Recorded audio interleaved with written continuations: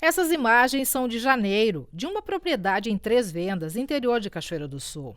As altas temperaturas e a estiagem de cerca de 2 meses já eram sentidas nas lavouras e nos açudes com pouca água. Em março, a situação era ainda mais grave. A falta de chuva prejudicou o fechamento do ciclo de desenvolvimento dos grãos em todas as lavouras. Na época, o repórter Bernardo Miller mostrou quanto os mananciais de água estavam debilitados.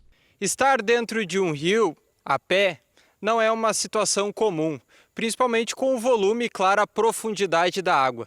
Mas no período de seca, situações como essas se tornam possíveis, principalmente quando os bancos de areia têm mais destaque que a própria água. Esse outro registro é também de março, mostrando consequências da escassez de água na produção de hortigranjeiros. Mesma situação do restante do Rio Grande do Sul e reflexo no bolso do consumidor na hora de comprar. Segunda-feira, 11 de maio, quase 2 meses depois, finalmente a chuva retornou de forma significativa e continuou no dia seguinte. No perímetro urbano, o dia estava cinza, de cara feia, a temperatura caiu e quem precisou sair levou guarda-chuva. Ninguém se importou. O chefe do escritório local da Emater, Luciano Mazuim, fala de dados que justificam muito bem quanto a chuva é bem-vinda. Essa estiagem que cruzamos agora no interior do Rio Grande do Sul foi uma das piores estiagens dos últimos 30 anos, certamente. Ela é comparada à estiagem de 2012, com mais alguns agravantes. O último período de chuvas significativas que tivemos aqui em Cachoeira do Sul e região foi no final de outubro e início de novembro, com mais de 400 milímetros de chuvas acumuladas no período, que gerou problemas na época. Só que após esse período, nós tivemos praticamente 90 dias com pouquíssimo, quase nada de chuva, dependendo da região que a gente está instalado. Então, tivemos perdas significativas nas culturas de verão, principalmente no soja e no milho, aqui na nossa região. A chuva essa que está chegando agora, que começou nas últimas 24 horas, ela é excelente para que a gente possa começar a recuperar os mananciais de água, a gente possa começar a recuperar os açudes, os bebedouros para o gado e também para a germinação das culturas de inverno e recuperação do campo nativo. Mas essa chuva que está chegando agora, que é muito bem-vinda, ela não tem influência sobre a cultura de verão, que praticamente acabou seu ciclo. A partir de agora, o que se pode esperar, Luciano? É um novo ciclo que começa? É um novo ciclo que começa. A gente sabe que as expectativas por até o meio do ano não são muito positivas em relação a chuvas contínuas.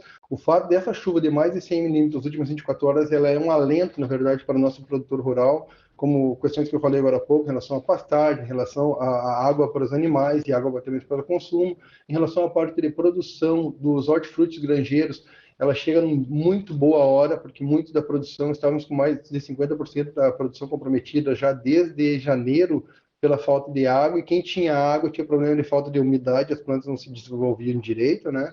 Então agora isso aí realmente vai ser um alento para que a gente possa recomeçar esse período, esse ciclo.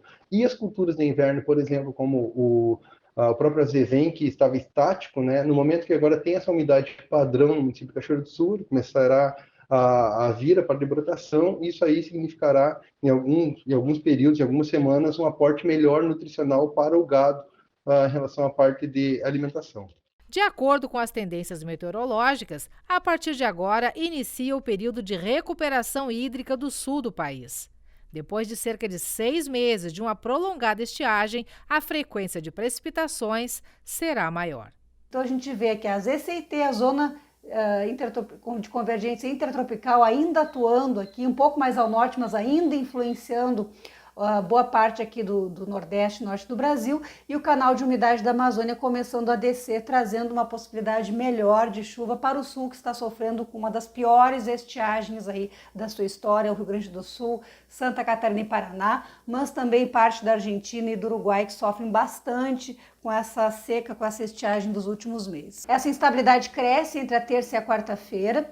Entre a terça e a quarta-feira poderemos ter surpresas em relação a volumes de precipitação no Rio Grande do Sul, em relação a esse mapa, na faixa central e norte do estado. Em geral, volumes bons, volumes bem otimistas, perto até em algumas áreas e alguns municípios da média histórica do mês de maio, e que com certeza colabora e muito para atenuar os efeitos da estiagem, e principalmente no que diz respeito ao nível dos rios, que está baixíssimo em várias regiões do estado, trazendo problemas não só para o setor agrícola, mas também para o abastecimento de água nas cidades. Infelizmente, na fronteira com o Uruguai, que também precisa de chuva, de água, o volume de precipitação não é muito alto, previsto aí na faixa de 5 a 10 milímetros. Então, metade norte do Rio Grande do Sul, podendo ter chuva forte, volumosa já nesta semana. Portanto, uma semana, nos próximos 10 dias, que a gente tem uma pequena melhora no quadro da estiagem no sul do Brasil. É o começo dessa melhora, é um processo que vai demorar ainda para ter uma reversão mais conclusiva, mas já traz otimismo, chuva muito bem-vinda e, claro, depois da chuva vem queda na temperatura.